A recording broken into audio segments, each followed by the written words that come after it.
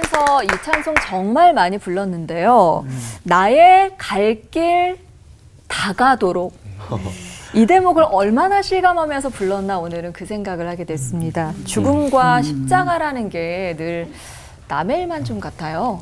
사실은 우리 사람들이 다 이게 영원히 살 것처럼 그렇죠. 그렇게 살아가니까 그런 인식이 없이 살아가다 보니까 어떤 분은 자기 SNS에다가 매일매일 이렇게 쓴대요. 당신은 언젠가 죽습니다. 이렇게. 네, 그래서 예외가 없는데 영원히 살 것처럼 살지 말라 이런 뜻인 것 같아요.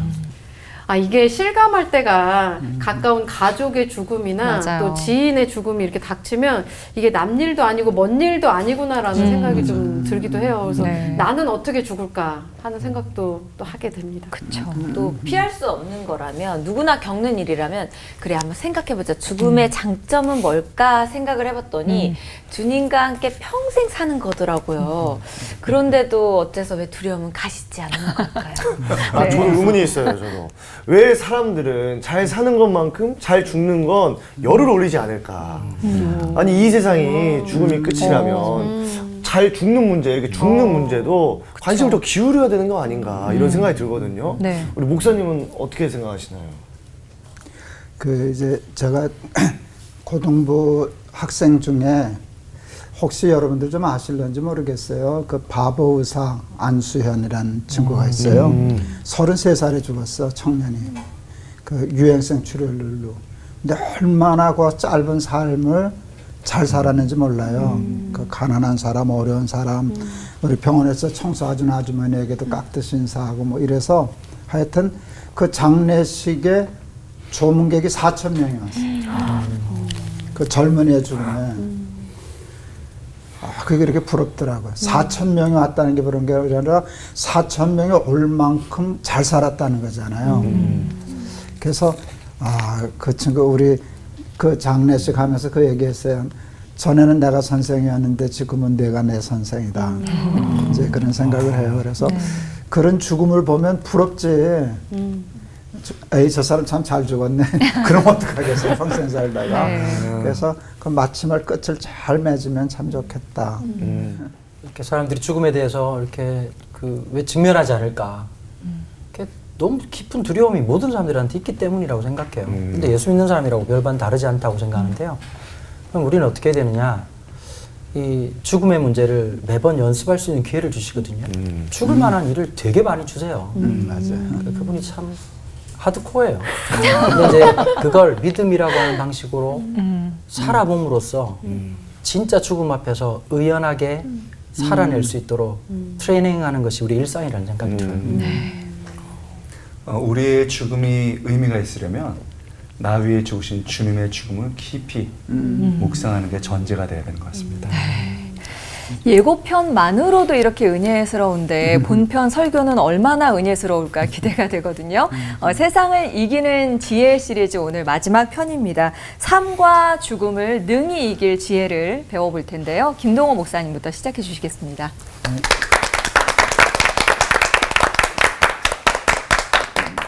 우리를 향하시는 하나님의 뜻이 있어요. 잘 사는 거예요. 잘 살면 좋겠다. 항상 기뻐하라. 쉬지 말고 기도하라. 범사에 감사하라. 하나님의 뜻도 우리가 잘 사는 것이고 우리의 소원도 행복하게 잘 사는 거예요. 근데 대부분 잘 살지를 못해요. 왜냐하면 잘 산다는 개념 정의가 되게 잘못되어 있어요. 저희 큰아이가 초등학교 1학년 때 친구 집을 다녀오더니 호들갑을 떨었어요. 아빠 우리 친구 집 갔다 왔는데 되게 잘 살아. 둘째에다 힘을 많이 줬어요. 왜 그러냐 그랬더니 자가용이 2대야. 그땐 자가용 1대 있으면 부자였거든요. 집에 풀장 있어. 텔레비전 카메라로 도둑경비해. 어마어마한 집을 갔다 오는가 봐. 근데 그때 내가 굉장히 중요한 걸 깨달았어요. 말이 참 중요하거든요. 말이 생각을 지배하고 생각이 삶을 지배하는데 가장 중요한 단어인 잘 산다는 말을 잘못 쓰고 있구나. 그 집을 갔다 와서 이렇게 얘기했어야 되거든요. 되게 부자예요. 되게 부자예요. 라고 얘기했어야 되는데 우리 아이는 부자라는 단어를 빼버리고 잘 살아요. 라고 얘기했어요. 우리 대부분이 돈 많은 사람을 잘 사는 사람이라고 얘기해요. 근데 이건 굉장한 편견이에요. 그리고 오해고 심각한 착각이고 난 사탄에게 사기당한 것이라고 생각해요. 잘 산다는 말을 잘못 쓰는 것이. 저는 51년생이에요. 전쟁 중에 태어났어요. 세계 최빈국일 때 태어났어요. 가난이 뭔지를 정말 아는 사람이에요. 그때 비교하면은 꿈같지. 내가 자가용 타고 살 줄을 누가 알았겠어요. 그렇잖아요. 그런 최빈국에서 살다가 이제 뭐 10위권 선진국에 이런 삶을 다 경험한 사람인데 저는 가난이 싫어요. 또 직급이 좋아요. 그러니까 부자로 사는 게 좋지 난 뭐 가난하게 해주시오 그럴 생각도 없어요. 가난이 뭐가 좋겠어요. 겪어보면 알지만 별로 좋지는 않은데 그런데 가난한 거 싫은데 기억을 해보면요. 가난했을 때가 불행하지 않았어요. 이게 내 축복이에요. 가난해서 많은 게 불편했는데 그때 불행하지 않았어. 교회 생활이 너무 즐거웠어. 너무 좋은 목사님, 좋은 장로님, 좋은 친구들 만나서 너무너무 행복했어요. 그래서 돈이 많으면 좋겠지만 돈이 우리를 잘 살게 하는 건 아니구나. 그렇게 가난할 때도 모든 것이 없을 때도 하나님 믿고 믿음 안에서 살 때 어렸는데도 그때 행복했는데 그래서 가난이 싫지만 무섭지는 않아요. 뭐 살면 또 살지. 잘 사는 것은 하나님의 말씀대로 내 존재 가치를 높이면서 사는 게 잘 사는 거잖아요. 그래서 저는 부자로 사는 것도 좋지만 나는 정말 잘 살고 싶어. 예수를 왜 믿냐? 그렇게 하면 뭐 예수 믿는다고 부자 되나? 그 사람 나름이거든요. 안 믿는 사람 중에도 부자 많잖아. 부자 되려고 예수 믿지는 않아요. 예수는 잘 살려고 믿는 거예요. 제가 지금 아미 세계잖아요. 아미 세계면 늘 죽음을 생각해요. 우리 아까 오마주, 그렇지? 마주 씨가 죽음이 두렵다 그랬잖아요. 그건 정상이에요. 저도 죽음이 두려울까요? 안 두려울까요? 두렵죠. 뭐가 두려울까요? 왜 죽음이 두려울까요? 제가 죽음을 두려워하는 건 뭘까? 고통스러울까 봐. 죽음의 과정이 너무 고통스러울 수도 있잖아요. 이제 그게 참 두려워. 그래서 편히 죽으면 좋겠다 하는 생각을 늘 해요. 참 감사하게도 우리 아버지, 우리 어머니, 우리 장인어른은 주무시다가 돌아가셨어요. 거의. 참 복이잖아요. 그래서 늘 기도해요. 하나님 나도 편히 죽게 해주세요. 하나님 내가 말 잘 들을 테니까 나 그 복을 주세요. 라고 얘기하는데 여러분 편히 사는 게 부자로 사는 게 잘 사는 게 아니라면 여러분 고통 없이 편히 죽는 거 그러면 좋겠지만 그게 잘 죽는 건 아니잖아요. 평생 예수 믿고 살면서 고통 없이 그냥 편히 자다가 죽으면 좋겠습니다. 그게 유일한 적이라면 얼마나 보잘것없겠나. 하나님 편히 죽으면 좋겠는데요. 잘 죽게 해주세요. 저희 집안은요. 옷에 관심이 참 많아요. 우리 아이는 빈티지 옷 가게를 하는데 옷에 구멍 뚫린 거, 오래돼서 색바랜 거 이것도 그 자식이 팔아먹은 옷인데 여기 뭐 묻었어요. 요것 자체도 걔는 보고서 예쁘다 그래요. 구멍 뚫린 거, 헤어진 거 그걸 잘 코디하면 매칭하면 뭐 묻은 거, 헤어진 거, 색바른 것이 참 근사하게 코디가 되더라고요. 그때 제가 생각했어요. 죽음도 코디해야지. 삶도 코디해야 되는데 죽음을 그게 마지막인데 죽음을 딱 근사한 자리에 딱 갖다 넣어서 이야 멋있다. 어떻게 죽음을 저렇게 할 수 있냐. 그게 제 소원이에요. 그래서 그런 삶 산 사람이 바울이 아닐까 싶어요. 내가 선한 싸움을 싸우고 나의 달려갈 길을 마치고 믿음을 지켰으니 이제후로는 나를 위하여 의의 면류관이 예비되었으므로 주 곧 의로우신 재판장이 그날에 내게 주실 것이니 내게만 아니라 주의 나타나심을 사모하는 모든 자에게니라. 디모데후서 4장 7절에서 8절. 바울처럼 그렇게 살아가지고 삶도 잘 살아서 아름답게 코디하고 죽음까지도 편히 죽는 것을 목표 삼지 않고 그 주시면 감사하고 정말 잘 죽는 삶을 살아서 삶과 죽음이 아름다운 삶의 작품이 되면 좋겠다. 아멘. 그런 생각을 하면서 삽니다. 기도하겠습니다. 나의 달려갈 길을 다 달리고 선한 싸움을 싸우고 의의 면류관이 나를 위하여 예비되었을 것이다. 사도 바울의 삶은 삶도 죽음도 다 아름답습니다. 하나님 편히 부자로 사는 것을 늘 욕심내고 사는데 하나님 그것보다도 정말 아름답게 훌륭하게 잘 살고 죽음까지도 잘 죽어서 삶과 죽음이 아름다운 하나님의 작품이 될 수 있도록 우리들의 삶을 지켜 주시옵소서. 축복하여 주시옵소서. 예수 그리스도 이름을 받들어 기도하옵나이다. 아멘.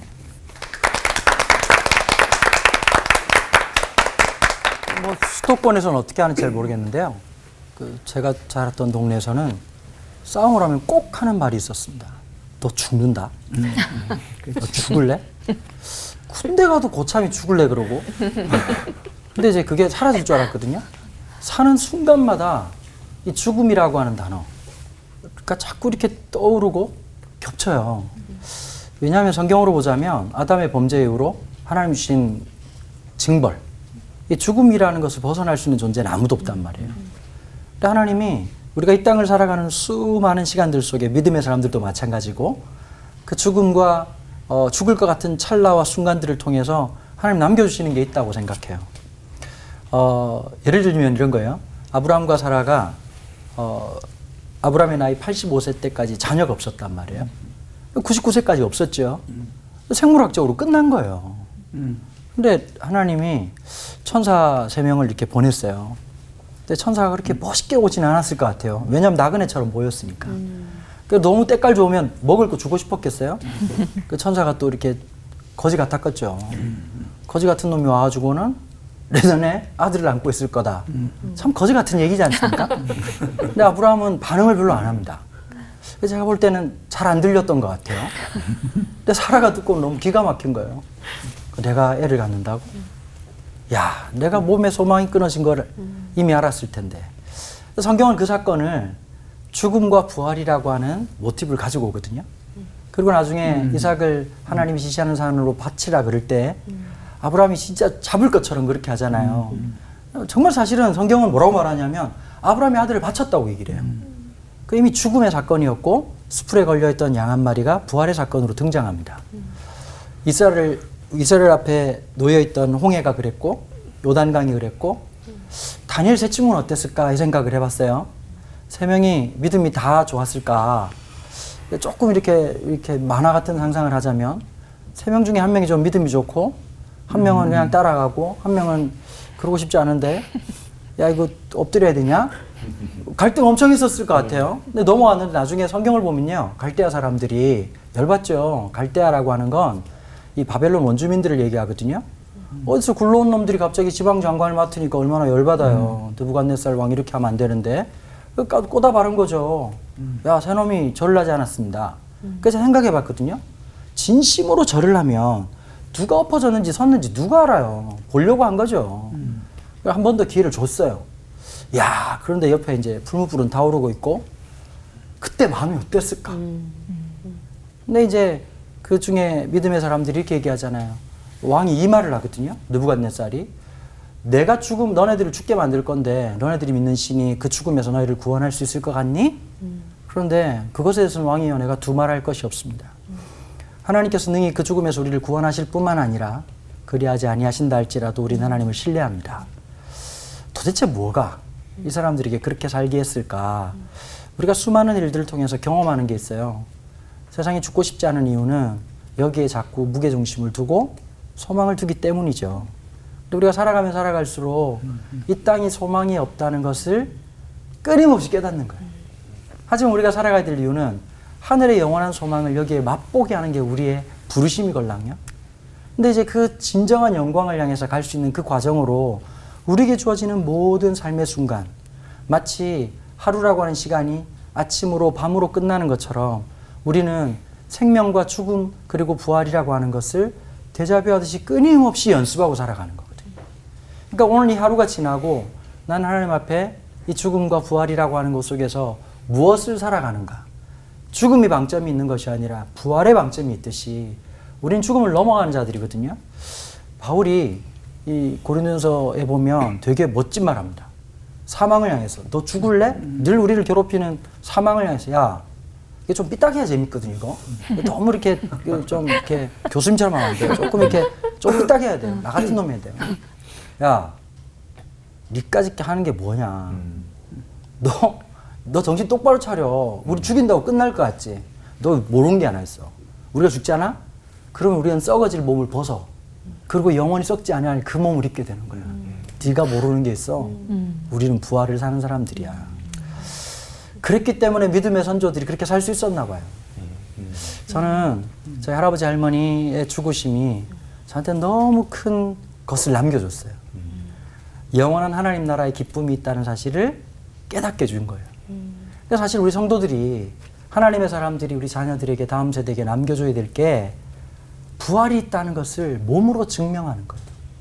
우리가 살아가면서 두려워하지 마. 하나님 우리와 함께 하셔. 그거 좀 안 된다고 망하지 않아. 그거 좀 어렵다고 대학 떨어졌다고 인생 실패한 거 아니야. 하나님이 함께 하셔. 조금 늦으면 어떠니? 하나님께서 바르게 우리를 인도하실 것인데. 세상을 향한 사망을 향한 선전포고. 전 그게 그리스도인들이 죽음을 살아가는 진짜 멋진 부활의 신앙이 아닐까 이 생각을 갖게 됩니다. 기도하겠습니다. 하나님, 죽을 것 같은 세상 속에서 부활을 살아가는 기쁨 주셔서 감사합니다. 우린 죽음에 속한 자들이 아니라 부활에 속한 자임을 알기에 오늘도 그 믿음을 연습하려 합니다. 하나님 힘 주십시오. 지혜를 주십시오. 분별력을 주십시오. 무엇보다 주님의 그 부활을 살아갈 수 있는 믿음의 힘을 우리 모두에게 허락하여 주시옵소서. 감사드리며 주 예수 그리스도 이름으로 기도합니다. 아멘.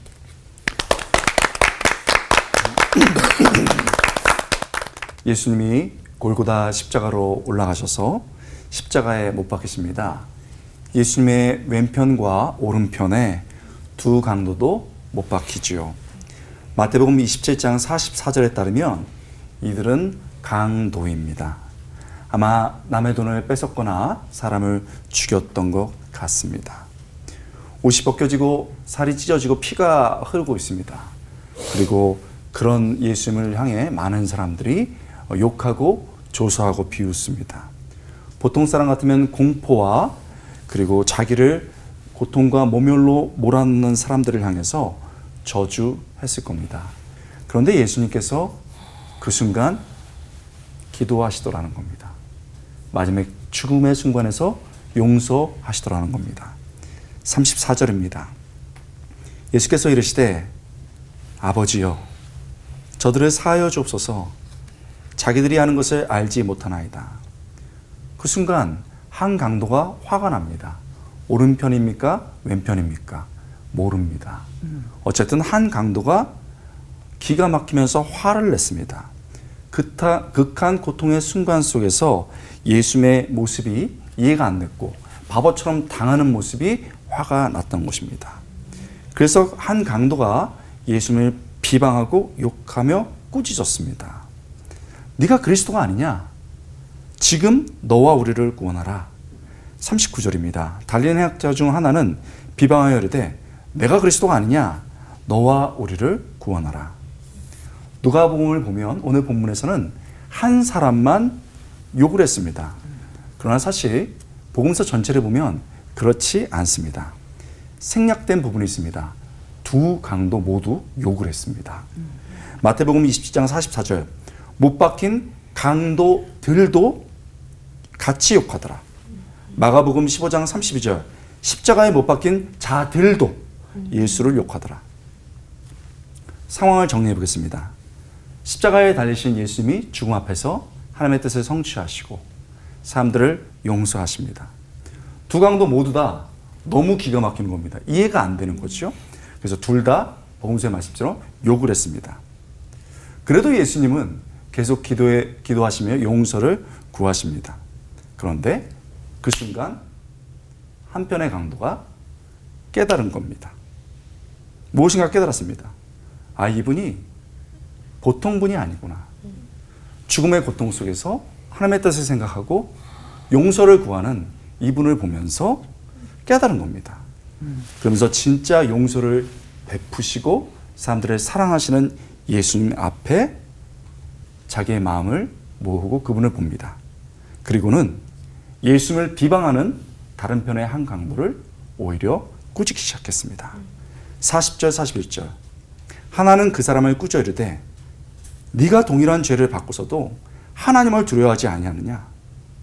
우리는 우리가 행한 일에 상당한 보응을 받는 것이니 이에 당연하거니와 이 사람이 행한 것은 옳지 않은 것이 없느니라.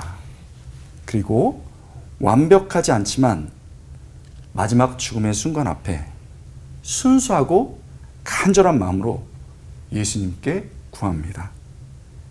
예수여, 당신의 나라에 임하실 때 나를 기억하소서. 본문의 두 강도를 가만히 보면 깨달음이 옵니다. 예수님과 함께 좌우에 못 박힌 강도는 어쩌면 인간의 운명을 나타냅니다. 강도가 죄의 대가를 지고 십자가에 죽는 것처럼 우리 모두 우리의 죄 때문에 죽어갑니다. 자연사가 아니죠. 죄의 결과입니다. 로마서 6장 23절 죄의 삭은 사망이요. 강도처럼 우리도 죄의 대가를 받고 심판받아야 됩니다.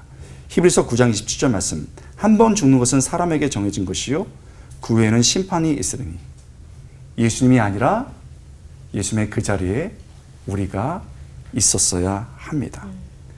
그런데 죄 없는 예수님이 그 우리의 자리에 오셔서 십자가를 지시고 죽으신 겁니다. 예수여 당신의 나라에 임하실 때 나를 기억해 주십시오. 한 강도가 절박하게 요청합니다.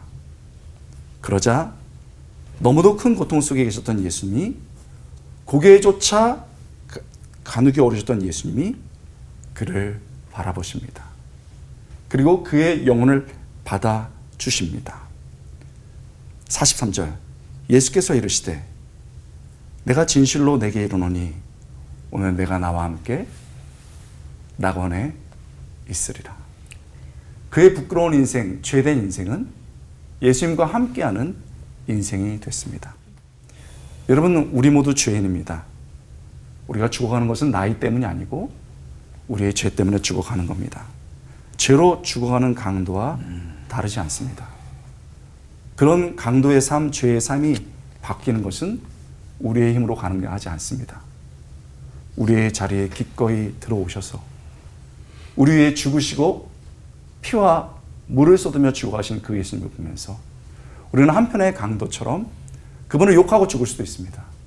그러나 부족하고 나는 너무나도 연약하지만 마지막 순간 주님 저를 기억해 주십시오라고 말할 때 주님은 우리가 살아있는 순간에도 죽어가는 순간에도 내가 너를 기억한다.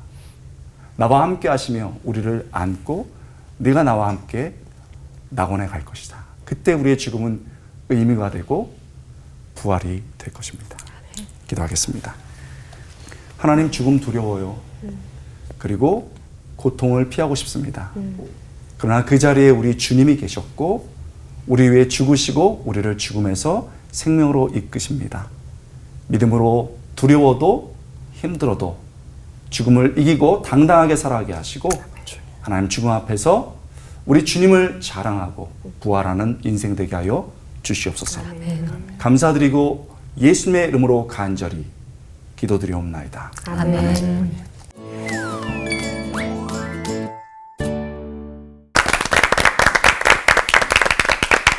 인생 살면서 가장 중요한 문제를 하늘 지혜로 이겨나가기 위해서 마련한 세 번째 시간인데요. 가장 피부에 와닿지 않는 삶과 죽음 그리고 십자가에 대한 이야기였습니다. 이 문제를 세 분 목사님께서 정말 200% 실감나게 짚어주신 것 같아요. 어떻게 들으셨어요? 네, 역시 십자가지 라는 그렇지. 생각이 들고요. 네. 죽음의 문제를 해결할 열쇠는 예수 그리스도의 그 십자가밖에 없다라는 게 가슴 깊이 다가왔습니다. 옆에서 계속 아멘, 아멘 하셨어요. 네. 또 가까운 사람이 좀 상을 당하면은 같은 믿는 신자로서 최고의 말이 하나님 옆에 가셨어 이 말인데 사실은 그렇게 얘기를 한다고 쳐도 또 부모님이 돌아가시거나 그러면은 그 슬픔을 어떻게 견디나 그런 생각이 들더라고요. 네. 저는 저 없이도 잘만 돌아간다는 그 세상을 상상해 보면 왠지 서운하면서도 두렵기도 한 마음이 좀 생기더라고요. 그러니까 예배 때마다 몸이 다시 사는 것과 또 영생을 사는 것을 우리는 믿습니다라고 고백을 주일마다 하잖아요. 하지만, 네. 그런데 이제 죽음이 또 때로는 허망하고 두렵게 느껴지는 것은 그러니까 믿음이 적어져서 그런 걸까? 아니면 또 우리 일반 성도들만 그런 걸까요? 그걸 좀 목사님께 여쭤보셨습니다. 네. 죽음을 두렵게 하시는 건 하나님의 설계 같아요.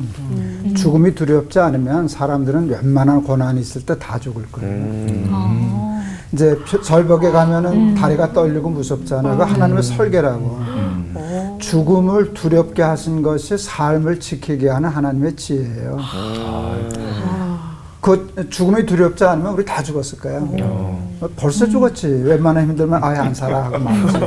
근데 죽음이 무서워서 못 죽은 것도 있거든. 그러니까 죽음이 무서운 게 정상이에요. 정상인데 믿음은 그것을 뛰어넘는 거지 무섭지 않은 게 아니야. 무서운데 믿음으로 그 정말 패스 오버하는 거예요. 그러니까 무서운 죽음을 뛰어넘으니까 믿음이 대단한 것이지. 그까지 죽음이 하나도 안 무섭다면 십자가가 뭐 그렇게 그러겠어요. 그래서 죽음이 무서운 건 당연하고 또 죽으면 슬픈 거예요. 가족이 떠나면 슬프지. 그래서 예수님도 너희는 마음에 근심하지 말라 그랬지 슬퍼하지 말라 그러진 않으셨어요. 슬퍼 안 하면 되게 섭섭할 거야. 이 새끼들 아버지가 죽었는데 슬퍼도 안 해 이러면 저기서 좀 그럴 텐데 그러니까 슬프지. 당연히 슬픈 거 그런데 두렵고 슬프고 하는 감정들이 있는데 하나님이 원하시는 건 믿음으로 십자가로 하나님 나라 때문에 근심하지 말아라. 더 좋은 세상이 있다. 그것 때문에 뛰어넘는 것이죠. 그래서 그 두려움 가지고 내가 믿음이 없나? 이렇게 슬픔 있는 걸 보고 내가 믿음이 약해서 그러나 그러지는 않아도 될 것 같아요. 여러분 아시는지 모르겠지만 엘리자베스 퀴블러 로스라는 유명한 정신과 의사고 호스피스의 대가분이 있어요.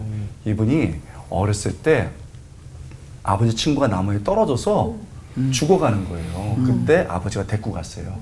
그래서 너무 고통스러워하면서도 그 가운데서도 차분함을 유지하면서 내가 가도 엄마를 지키고 너희들은 잘 살아야 된다 이렇게 하면서 차분히 마무리하고 가셨어요. 그때 이 퀴블러 로스가 처음으로 인간에게 있어서 죽음은 굉장히 중요하다는 것을 알고 죽음학, 죽어가는 것에 대한 의미를 연구하기 시작했습니다. 그래서 그가 죽음에 관하여 인간의 죽음 이런 게 되게 유명한데 환자들이 막 죽어갈 때 물어봤어요. 우리에게 가르쳐 달라고. 그래서 죽음에 대해서 그 의미에 대해서 배우기 시작했습니다. 그러면서 죽음에 대한 단계가 있다는 걸 배우는데 잘 아시는 거예요. 처음엔 부정, 아니야 나 병에 걸리지 않았어. 네, 분노, 내가 왜 이 병에 걸려야 돼. 그리고 타협, 어떻게 될 거야 뭐 이러면서 타협을 하다가 맨 마지막엔 걸 다시 받아들이고 우울, 디프레션, 우울, 그 다음에 수용하고 죽어가는 과정을 통해서 인간의 죽음이 한 삶의 일부분이고 굉장히 중요하고 그때 우리는 그 의미로 잘 well dying, 죽을 수 있다 이렇게 얘기를 했어요. 이분은 굉장히 유명한 분인데 저는 요거는 많이 아시는 것 같아요. 그런데 잘 알려지지 않은 부분이 있습니다. 이분이 병에 걸리셨어요. 그래서 막상 죽어가는 거예요. 그런데 너무도 힘들어 하셨어요. 죽음 앞에서.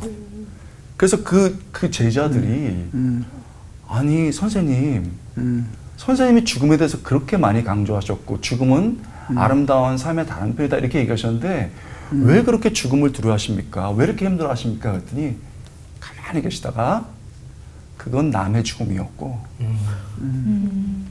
지금은 내 죽음으로 다가오지 않느냐. 그게 솔직한 말인 거예요. 그러니까 저는 수없이 장례를 치러봤고 임종예배도 봤습니다. 그리고 잘 얘기해 줬어요. 부활이 있고 힘을 내시라고. 그런데 아침에 일어나서 쿨럭하면 두려울 때가 있다는 거예요. 우리 부모님을 생각하면 두려울 때가 있다는 거예요. 그래서 솔직히 저는 두렵다고 말하고 싶고, 그러나 그럼에도 불구하고 꼭 두려운 것만은 아니라고 생각되는 나머지의 한 부분은 뭐냐면 우리 오늘 강 목사님의 그런 부모님, 나 위해 죽으신 예수님을 믿고 죽음이 어렵지만 죽음이 아름다운 메시지가 될 수 있는 그런 믿음의 선배들을 볼 때 굉장히 힘이 되고, 이런 5단계를 이렇게 거쳐 나가지만 그 단계에 하나님의 뜻과 예수님의 죽음, 성령님의 인도하심이 이렇게 밑에서 기저에 흐르기 때문에 이 키블러 러스가 말하는 것이 아니고 은혜의 법칙으로 흘러가는 그런 죽음 앞에 그 속에서 담대한 것을 볼 때 우리 김동호 목사님 말씀이 그런 것이잖아요. 목사님 자체가 그런 거고, 이런 부모님, 믿음의 부모님들이나 죽음을 솔직히 두렵다고 말하지만 그러나 이것이 의미가 있다고 말하는 십자가를 바라보는 분들을 보면은 나도 그렇게 할 수 있을 것 같다. 두렵지만 다시 힘을 낼 수 있는 것 같습니다. 감사합니다, 목사님. 감사합니다. 네. 우매자는 죽음 없이 삶을 이해하려고 하지만 지혜자는 죽음을 통해서 삶을 이해한다. 바로 그 말씀을 해주신 게 아닌가 싶은데요. 그렇다면 죽음을 현재의 삶과 또 영생 그 둘 가운데에 잘 자리 잡고 놓아야 되겠다 싶은 생각이 들었습니다. 네. 그래서 준비했습니다. 한천 뛰어넘어 삶과 죽음을 이기는 지혜를 알기 위한 질문 타임. 김동호 목사님께서 좀 전에 암 선고를 받고 나서 3년을 가장 잘 살았다고 말씀해 주셨잖아요. 사실은 이게 암이라는 큰 병을 선고 받으시고 굉장히 힘드셨을 텐데 어떻게 잘 사시게 된 거지? 의문이 들거든요. 김동호 목사님께서 암 세계를 겪어보니 살고 죽는데 정작 중요한 건 이거더라. 이걸 놓치지 말고 살아라. 하고 싶으신 말씀이 있으시다면 한마디 부탁드립니다. 내일을 염려하지 말라 하는 예수님 말씀 있잖아요. 내일은 내일 염려하라. 그게 있는데, 이제 암에 걸려서 수술하고, 이제 그게 진행이 되거나, 그래서 또 뭐 말기로 가고 하는 그런 프로세스가 있잖아요. 근데 수술했어. 일단은 좀 좋아졌어. 지금은 안 아파. 근데 하루 종일 앞으로 일어날 수 있는 일을 끌어당겨다가 지금부터 걱정하고 이게 참 바보 같다고. 그건 그때 가서 하자. 걱정은 외상으로 하자. 걱정을 외상으로. 걱정은 외상으로 하자. 그리고 그건 내 천당 가서 갚아줄게. 그럼 되잖아. 내가 떼먹는다 그랬냐? 저기 가서 갚아줄게. 근데 거기 가서 뭐 천당 갔는데 뭐 걱정이 뭐가 있어? 그런 뭐가 있어? 이제 그런 생각을 했었어요. 그래서 며칠을 살는지는 모르지만, 몇 년을 살는지는 모르지만, 나는 살아있는 동안에는 이거는 생각 안 하고 열심히 살 것만 생각하겠다. 제가 늘 가지고 있는 말이 있어요. 약은 약사에게, 진료는 의사에게, 그 다음에 생명은 하나님께. 그건 내 소관이 아니니까. 내 소관이 아닌 걸 가지고 밤낮 부르면서 아무것도 풀 수 없는데 생명이 어차피 하나님 손에 달리는 건 내가 믿잖아요. 근데 내 생명을 붙잡고 있는 하나님은 나를 사랑하시고 전능하신 분이잖아요. 그거는 의심이 없단 말이에요. 그러니까 내가 이해가 잘 되든 안 되든 생명이 하나님께 있으니까 하고 나 바빠. 시간 얼마 없어. 그러니까 뭐 암 환자들 위한 집회도, 제가 암 환자를 위한 그 위로 집회할 때는 내가 걷지 못할 때였어요. 인생의 최악의 바닥일 때였어요.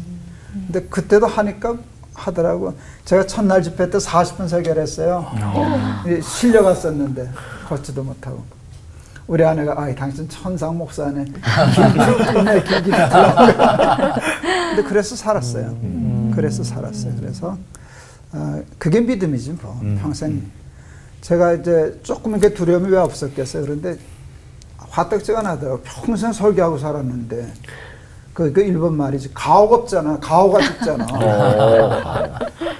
평생 담대하라, 뭐 하나님을 믿음 그래놓고 지는 쫄딱만 해가지고 이러고 있으면 가오가 죽잖아. 난 가오가 중요하거든.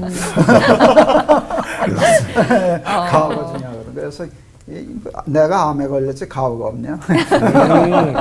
영화 대사 같네요. 그래서 그 영화 대사잖아요. 우리가 돈이 없지 가오가 없냐 그랬는데 그 생각이 들더라고요. 그래서 근사하게 살자. 암도 코디하자. 죽음도 코디하자. 그러니까 죽음을 가장 근사하게 죽는 사람이 제일 잘 산 사람이거든. 그런데 믿음이 주는 가장 큰 축복은 바로 그런 것들이거든. 이게 그 우리 강 목사님이 얘기한 것처럼 사도 바울이 사망아 너희 쏘는 것이 어디 있느냐, 너희 이기는 것이 어디 있느냐. 사망에 큰 소리 칠 사람이 어디 있어. 근데 믿음은 그걸 가능하게 하거든. 근데 그래 봤자지 뭐. 너 같은 거 두렵지 않아. 나 바빠. 너 저 외상으로 갚을게 나중에. 네, 그랬더니 가오 조금 살았지 뭐. 걱정은 외상으로 하는 걸로 하겠습니다. 역시 그 경험하신 네. 분의 말씀은 진짜 강력하네요. 그쵸. 대단하신 것 같아요. 그냥 하면 그냥 얘기인데 내가 암에 걸렸으니까 말이 진짜 같지. 힘을 드셔야죠. 한파 꽂혀요, 진짜. 그래서 우리 강운도 목사님께서는 아까 하나님 믿는 사람은 용감하게 부활의 소망과 영광을 바라보면 살아야 된다고 말씀하셨는데, 근데 그 십자가 바라보기도 힘든 순간이 있어요. 그래서 우리 목사님께도 그런 죽음 같은 순간이 있으셨는지, 혹시 있으셨다면 어떻게 극복하셨는지까지 알려주시면 감사하겠습니다. 대단할 건 없는데요. 개척하고 바로 코로나 터졌어요. 앞이 깜깜하더라고요. 일단 뭐 애들 고등학교 3학년, 고등학교 1학년, 아내도 공부하고 있고, 이게 뭐 엎치고 덮치잖아요. 부모님도 도와야 되고, 처가댁도 생각을 해야 되고. 그러니까 처음에 딱 그렇게 되니까 사람이 좀 실없어지더라고요. 자꾸 웃음이 나오더라고요. 이렇게 자꾸 하늘 쳐다보고 이렇게 기도가 좀 삐딱해지더라고요. 이렇게. 그 성질이 왜 그러세요, 하나님? 이렇게 마음이 나오더라고요. 근데 이제 그 목사님도 아까 얘기하셨지만 감정이라는 게 사람을 과거로 갖다 놓을 때도 있고 쓸데없는 미래로 갖다 놓을 때도 있는데 믿음은 영원한 현재라고 어거스틴이 얘기했잖아요. 그 결국은 이런 것 같아요. 오늘을 살게 하는 힘은 대단한 게 아니라 믿음을 근거로 하지만 저는 거기에 풍자가 있고 거기에 유머가 있다고 생각하거든요. 저는 그 생각이었던 것 같아요. 에라이 모르겠다. 사라지겠죠. 뭐. 우리 선배들도 그랬는데. 결론은 딱 이런 것 같아요, 보면. 직면하고 나니까 힘들지만 내가 가야 되는 거 홍해 앞까지는 내가 가야 된다. 어쨌든 뭐 홍해는 내가 못 열지만 그 앞까지는 내가 가야 된다는 걸 그때 또 한 번 경험했던 것 같아요. 에라이 모르겠다. 그냥 오늘 또 설교하는 거고 뭐 사람이 있던 카메라를 보던 줌으로 하던 뭐 해보자 그냥. 그때 제가 제일 많이 했던 게 운동이었어요. 머리가 복잡해지니까 아무것도 못 하겠다.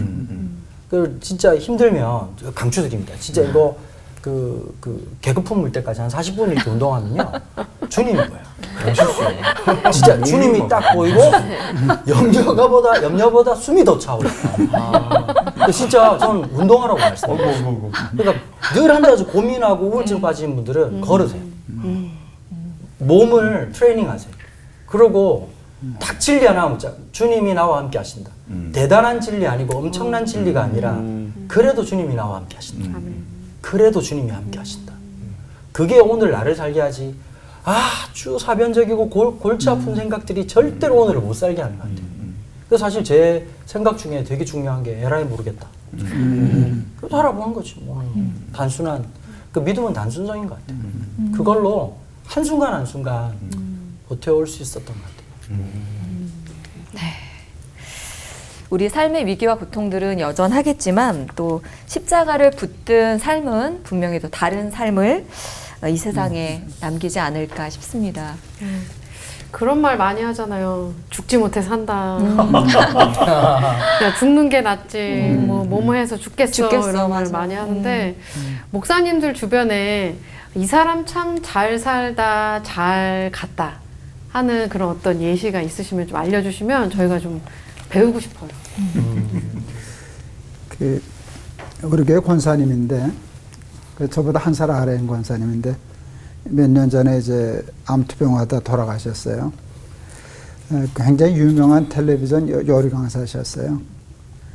근데 이제 임종 예배 이제 얼마 안 있으면 돌아가실 때 이제 임종 예배를 가서 우리 집사람하고 갔는데 목사가 왔다고 되게 반가워하시더라고.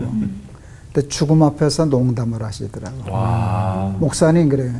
왜요? 그랬더니 미인방명이래. 깜짝 놀랐어. 자기가 이제 일찍 죽잖아. 왜 내가 왜 이렇게 빨리 죽는 줄 알아요, 목사님? 미인방명. 자기 굉장히 이뻐, 권사님. 거기 있는 사람 다 배꼽 짜고 불렀어. 남편, 아들. 그러니까 다 슬픔에 잠겨 있을 사람들을 한바탕 웃겨놓고 떠나더라고. 근데 난 뭐 여러 가지 정말 믿음으로 잘 산 사람도 생각나지만 늘 그 권사님이 생각나요. 어떻게 저런 여유가 있었을까. 이제 그러고 몇 시간을 돌아가셨거든. 근데 돌아가시기 직전에 마지막 남긴 말이 미인방명이래. 그래서 다 웃겨놓고 그거든. 근데 그 당당함, 그 두려움 없는 여유, 그게 가오잖아. 최고의 가오잖아. 그래서 아, 우리 권사님이 진짜 하나님을 믿었구나. 그래서 죽음이 두렵지 않았구나. 죽음을 무슨 그냥 이웃집 놀러 가듯이. 그래서 미인방명이래. 저는 그 권사님이 제일 생각 많이 나요. 전 사람이 죽는 걸 직접 본 첫 번째 장면이 할머니 돌아가시는 거였거든요. 초등학교 6학년 때였는데 할머니가 이렇게 학교를 다니신 적이 없어요. 늘 시골에서 그냥 할머니 어머니 때부터 예수를 믿으셨거든요. 뭐 사기 결혼 당하셔가지고 정말 힘들다가 할아버지 하나님 은혜로 예수 믿게 되고 자녀들 진짜 많이 목사 선교사 만드시고. 근데 우리 할머니 삶을 가만히 보면 경계가 없었던 것 같아요. 이렇게 이게 예배고 기도고 청소고가 없었던 것 같아요. 늘 그 일치된 삶. 그 다음에 이제 제가 어릴 때 할머니 밑에 할아버지 밑에 자랐거든요. 그 옛날에 어리면 병원에 못 갔단 말이에요. 병원은 돈 많은 사람들 가는 데였거든요. 그 저희 집은 그때도 우물 깊고 이렇게 사는 집이었는데 할머니가 밤새도록 이제 할머니 손 약손 이렇게 만져주시는 거예요. 그럼 이게 사람이 자연치유가 돼. 항생제가 사람을 버려. 그래서 이제 막 한 새벽 1시, 2시쯤 되면 사람이 몸이 회복되면 제일 먼저 회복되는 게 배가 고파요. 할매 배고파 그러면 지금처럼 뭐 이렇게 인덕션 있는 거 아니잖아요. 창작불을 불 때가지고 죽을 끓여줘. 그러면 조그마한 애기상에다가 그 흰죽 그리고 간장한 종지. 근데 할머니가 나지막히 기도하시는 거예요. 하나님 우리 연도 깨끗하게 낫게 해주시니 감사합니다. 하나님 기뻐하는 아이 되게 해주십시오. 할머니가 늘 참 사랑을 되게 많이 받았어요. 근데 평생 일하시고 수고하시고, 근데 뭐 자녀들 또 선교사로 보내고 목회자 시키고 그러면서 힘들 때마다 이제 찬송 부르시고 기도하시고 그러다가 이제 돌아가실 때 할머니가 빨래 하시다가 이제 이렇게 고혈압으로 돌아가셨어요. 뇌출혈로. 딱 누웠는데 참 기가 막히더라고요. 이렇게 뭐 도저히 손을 쓸 수 없는 상황이라서 온 가족들이 같이 있고, 근데 되게 멋있었어요. 우리 할아버지가 02년생이시고 저희 할머니가 나이가 좀 그보다는 어리셨는데 할아버지가 딱 그러시더라고요. 아이 우리 김 권사 이제 그렇게 원하는 아버지 품에 안기는구나 이러는데 찬송 부르시는데 우리 할머니 마지막 얼굴이 너무 평안하고 내가 어린 내가 보기에도 할머니 너무 고우셨어요. 그러니까 언어가 아니라 표정으로 천국이 무엇인지를 딱 보여주는 거였던 것 같아요. 그러니까 그리스도인들이 우리의 전 존재가 천국을 표현할 수 있는 사람들이고 영원한 소망을 드러낼 사람이라는 생각을 전 우리 할머니 보면 천국의 소망 딱 그럼 우리 할머니가 어떻게 떠올라요? 아 우리 할머니 마지막 얼굴이 천국을 볼 수 있는 창문이었구나 내 영혼에. 그래서 좀 힘들 때마다 그 천국에 대한 소망. 그리고 우리 가족들 모이면 돌아가신 분들 좋아했던 찬송가 하나씩 부르면 한 30분 걸리거든요. 많이 돌아가셨어요. 한 곡을 좋아하셨으면 좋아할 텐데 다 찬송가가 달라가지고. 그때 꼭 해주시는 말씀이세요. 저희 큰아버지가. 천국 가면 우리 어른들이 오늘 우리 보고 힘내라고 얘기할 거다. 잘 살자. 멋있게 살자. 아름답게 살자. 그래서 저는 우리 할머니 그 죽음이 제일 가슴 속에 깊이 따뜻하게 남아있습니다. 제가 목회 처음 시작하니까 한 장로님이 기도하시는데 쫙 기도하신 다음에 나를 담도하면서 구원해 주신 예수님의 이름으로 기도합니다. 그래서 제가 저 장로님은 독특하시네요. 그랬더니 어렸을 때부터 신앙생활 하시고 젊었을 때부터 직장생활 하시면서 월급 받으면 돈 띄어서 계속 교회를 섬기시고 어려운 사람들을 도우셨던 분이에요. 그러다가 담도암에 걸렸는데 담도암이 나으셨어요. 얼마나 기쁘셨는지 기도할 때마다 나를 담도하면서 구원해 주신 예수의 이름으로 기도합니다. 이렇게 한 거죠. 그리고 제가 목회할 때 3년 차쯤에 재발을 하셨어요. 하나님이 구원해 주셨는데 어떻게 재발을 시키셨을까? 그러면서 그래도 다시 기도하실 때마다 나를 담도하면서 살리실 이렇게 바뀌신 거예요. 예수의 이름으로 기도합니다. 이렇게 기도하셨어요. 그러다가 이제 치료를 하시는데 어느 순간 이제 더 안 좋으셨습니다. 더 이상 대표 기도를 못 하시죠. 그런데 그분이 늘 하시는 것이 뭐였냐면 예배 자리를 지키는 거였어요. 하나 수요예배 이렇게 드리는데 천천히 오셨습니다. 그리고 앉아 있는데 아프셨는지 하면서 옆으로 이렇게 넘어가. 근데 권사님이 옆에서 딱 잡아. 똑바로 앉혀줘. 자, 그렇게 자신이 사랑하는 예수님을 우리 하나님을 예배하고 그 다음에 내려와서는 자기 가족들 이렇게 사랑한다 얘기하시고 그리고 또 주변 사람들 챙기시면서 교회를 하셨어요. 그렇게 마지막 갈 때까지 이렇게 하셨는데 어느 날 새벽 기도에 마치고 좀 쉬려고 하는데 전화가 딱 온 거예요. 그러니까 권사님이 울면서 지금 남편이 곧 갈 것 같다고. 그래가지고 뭐 바로 옷 챙겨갖고 확 가는데 눈이 확 내리시더라고요. 눈이 막 내리는데 쫙 갔습니다. 갔더니 권사님이 방금 가셨어요. 그랬는데 그분이 이제 아직 이제 최종 이제 수일이 덮기 전인데 장로님 뭘 이렇게 급하셨어? 목사 좀 기다려주지. 하는데 눈물이 또르르 이렇게 나는 거예요. 그러니까 장로님 옆에서 또 권사님 막 우세요. 마무리를 해야 되잖아요. 그래서 제가 진심에 얘기를 했어요. 주님 그렇게 좋아하셔서 주님의 품에 가셨는데 우리 천국에서는 아프다 하지 말고 다 같이 예배드려요. 장로님 잘 가세요. 근데 그 순간이 너무 감격이 되는 거 있잖아요. 잘 마치셨다는 거.